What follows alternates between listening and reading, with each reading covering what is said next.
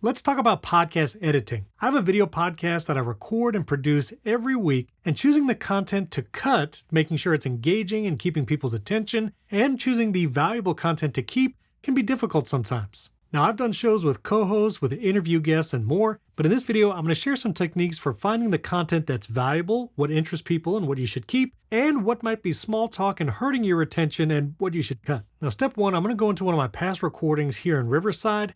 We typically record for about an hour and a half. That's a full-length episode and a bonus episode we record right after. And I'm going to jump into the editor here. Now, the first thing you should think about cutting is any silences and filler words. Both of those things will drop viewer and listener retention and just makes the experience of watching or listening to your show less engaging. Now, for this, I use some of the AI tools built right into Riverside.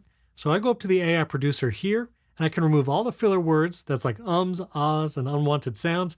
And you can see there were 138 of them in this episode. Well, one click, those are all gone. I also want to cut out any silences. Now, depending on the kind of content you're making, you might want it super fast-paced where there's absolutely no silence, like for TikTok or Instagram Reels. But for a full-length episode, I like something that's a little more balanced. So maybe I only want to cut silences that are 1.5 seconds or longer. Well, I can move this slider around, and it's telling me how many pauses it's cutting and how many seconds I'm saving. And what's cool is as you apply the remove pauses, you actually see them removed from the timeline in real time. Then you can always show deleted parts or uncheck that and only look at the content you have left. And what's great about here in Riverside is I can adjust the silences that are removed even in the middle of an edit. Many times in other apps, once you strip or remove the silence, you can't really go back then after you make other edits. But here at Riverside, I can always adjust the pace as I'm editing. Another key tool is muting tracks when someone's not speaking. If you have a co-host that maybe taps their desk or maybe there was some background noise, that can be distracting and the microphone picks it up even when they're not talking. So that's why you might want to use Smart Mute. If I click apply on Smart Mute, that means whenever my co-host or my special guest is not speaking, their track is just going to be muted. And so all those distracting sounds will be gone. And I can see how that affects the tracks by expanding the tracks using this tool here. And now I see all the muted sections hashed by these diagonal lines. And if I ever want to make more granular adjustments, I can zoom in and click and drag the in and out points on these muted sections, and I can make it sound precisely how I'd like. And finally, if someone used a built-in microphone like on their laptop or mobile device, and their audio just doesn't sound great, or maybe there was a lot of background noise, you can apply Magic Audio to one or all tracks here in the recording in Riverside, and you can even choose the percentage of how much you want AI processing the audio for each track. So if one guest's audio needs a lot of help, you can crank it way up to 80, 90, or 100%. Or if someone just needs some small changes to get their audio sound professional, you can keep it down to around 30 to 20%, and Riverside Magic Audio will take care of the rest. Now, what about editing the actual content, the things you said that weren't filler words or silences? Well, one of the tools you might want to use is Find Fluff. In Riverside, Find Fluff will find portions of your recording that might have been filler content or it looks like small talk, and we'll cut that out automatically for you. When our Cut Fluff feature identifies a portion that should be cut, we'll actually tell you why, like maybe this is kind of internal discussion, the hosts are just talking, and it's not really intended for the public audience. Well, you can see that, scroll through all the suggestions the AI producer is making, click apply, and then those portions are totally gone. So that's using AI to cut all that fluff, silences, and filler words in just a few seconds. But when you get down to really editing your content, what should you keep? Now, the first place to look is your intro. Now, we actually do a thing where we start every episode with a movie quote for this podcast, but maybe we find that's not working anymore, and we just want to start on the Welcome to Primary Technology, the show. So I can select that part here in the recording, click the trash can, and that's gone. I've edited my content just like I'm editing a Word document. Now, I typically start with a trailer, basically talking about what topics we're going to cover in this episode. I would recommend you do that too. Start off with a trailer for the episode, either video, audio, and I'll show you some tips for doing that in a second. And then after that, I'll evaluate. Was there small talk that was kind of just between me and my co-hosts? Is that something my audience enjoys? Or should I cut that out and really just focus on the topics? Well, here my co-host was talking about driving home from the airport and it was windy. Maybe that has nothing to do with the show, and I actually find the audience does not resonate with that. I might want to cut out some of that small talk, so I'll select and just delete it. Now, another great aspect of recording and editing in Riverside is Riverside automatically generates chapter timestamps. So you can actually see some chapter topics here, and you can adjust these manually or add your own chapters. But maybe you'll find a chapter just wasn't really offering information, it wasn't entertaining or inspiring. And typically that's a great way to think about it. If a piece of content doesn't inform, entertain, or inspire, maybe you should cut it out from the episode because it's not really offering value to the listener and viewer. Well, I can actually delete an entire chapter worth of content here in Riverside by clicking the three dots, and removing the chapter, that just removes the actual text and chapter marker.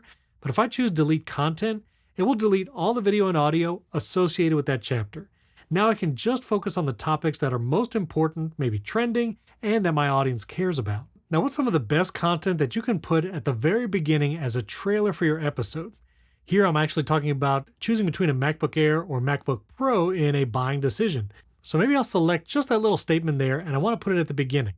I'll select the text, click the three dots, and rather than cut it, because I want this in the full episode too, I'm going to copy this text, go to the very beginning of the episode, and even before the official welcome, I'm going to select the three dots and then paste it. And then that will actually bring the video and audio of that short little section at the very beginning of the podcast episode. But maybe I want this more visually engaging and just have my voice underneath some B-roll. Well, I can do that here in Riverside as well. If I go over to the video overlay tool on the right-hand side, I can search for something. Maybe I'll search for MacBook.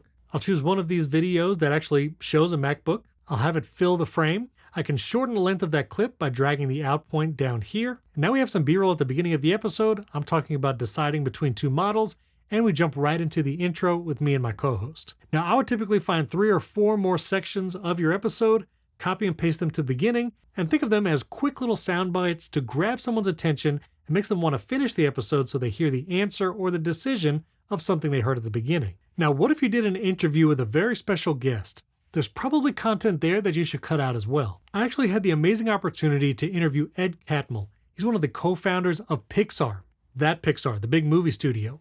And I sat with him for about 48 minutes recording. I did it here in Riverside, of course. So let me go into edit this. Now, there was so much of this interview that was interesting. It was about Pixar, behind the scenes, things I know my audience would love to hear. But there were other times where we got really technical, and while it might appeal to a very small part of the audience, it likely wouldn't have mass appeal and might cause some people to click away or stop listening. So as I'm editing this interview, I might find those sections here and cut that out. And I know if you have a very special guest, even a big name guest, it can hurt to feel like you're not utilizing all of the content. But remember, if you're going to be losing audience members because something was a little slow, boring, or off topic, then you're sacrificing that listener or viewer for the rest of the interview that they might have really loved. So even though it's a big name guest and it might be interesting to you personally or a small niche audience, it is better to cut those out, maybe have an extended edition for paying members through something like Patreon or Memberful, and just keep the most engaging content, most meaningful content in the main episode. Now, as you can see, there was also a lot of filler words and silences in this interview. And again, I can go over to the AI producer, remove those pauses, and we'll have a better paced interview and episode now. But there was a really compelling moment. Maybe I want to use this as the intro to the episode, or maybe even make a clip for it on social media. Here we were talking about the balance of creativity, productivity, and originality. Now, Ed Catmull had a great answer here. So I'm actually just going to select his whole answer here in the transcript. Once I select his entire response, I'm going to roll over this menu, and you see where it says Create New Edit? I'm going to select that. That's going to pull all of the video and audio content I just had selected, Ed's answer, and pull it into a new clip ready for me to edit. Now, I want to make this a vertical clip because I'm sharing it on YouTube Shorts, Instagram Reels, and TikTok. Well, I can change the aspect ratio with one click right here.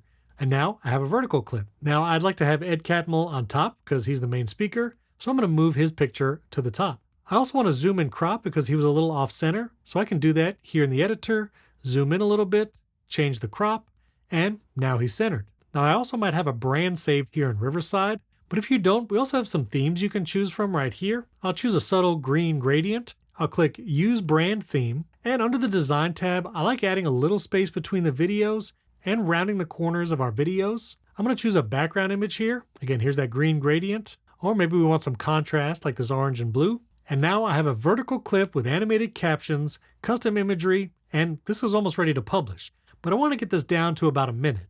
But now I'm going to granularly edit this clip to just include the parts that I want. I'm actually going to delete this first part. I don't think that adds to the answer. I want him to start by saying, I feel strongly, that's a great engaging thing to hear when you first watch this clip, that creativity is actually a broad concept, both expression and it is problem solving.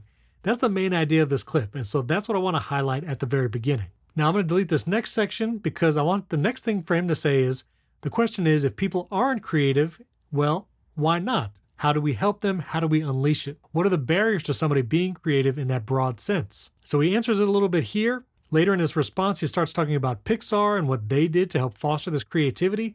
So I want to jump to that. There's a little bit of redundancy in answers here, so I'm going to cut out kind of the repetitive things. And he talks about how there were other times in Pixar's history where maybe they missed it and some people did not feel like they could be creative.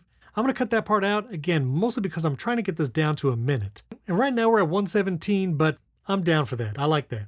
Now that the content is engaging, I also want this to be visually engaging. So I want to switch between the two of us being on screen and just focusing on Ed Catmull. Now I'm going to go forward a few seconds here in the recording, and I'm going to create a new scene. I can do that by clicking Add Scene here. And now I actually want to go to the track section and uncheck My Video because I want to focus on Ed. So I'm actually going to move the animated captions down at the bottom. This way it can be seen both if the two of us are on screen or just him. Then a few seconds later, I want to add that video B-roll to make this more engaging. So to do that, I'm going to go over to the Videos tool. Now he's talking about problem solving here, so I'm going to search for engineering and see if there's anything we can use as B-roll. So I found a little video here. It looks like people are at a table working together to solve something. So I added that as B-roll. I'll have that for a few seconds, and maybe I'll add one more clip. After that second clip, we'll focus back on Ed. Let's search for creativity and see what we find.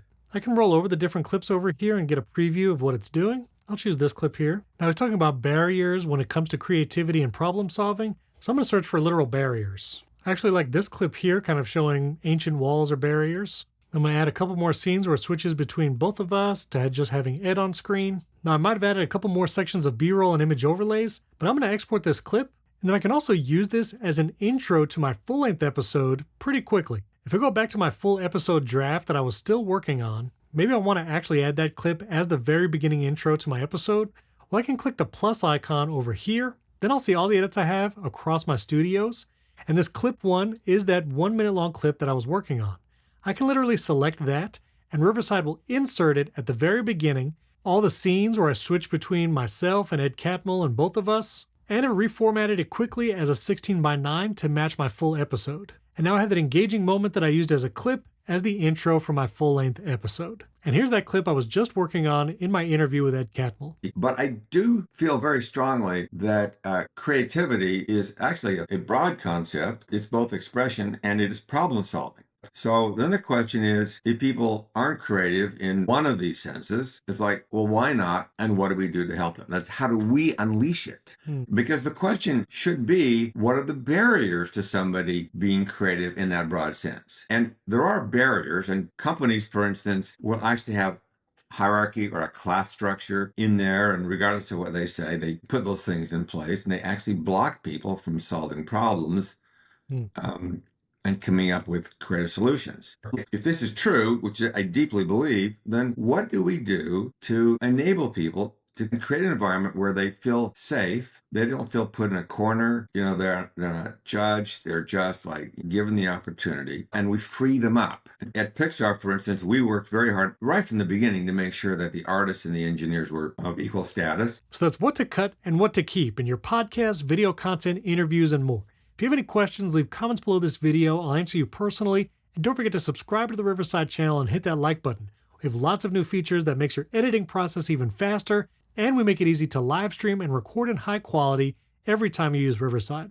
If you want to learn more about all the AI tools we have to offer, like Magic Clips, AI-generated show notes, and more, check out this video right up here.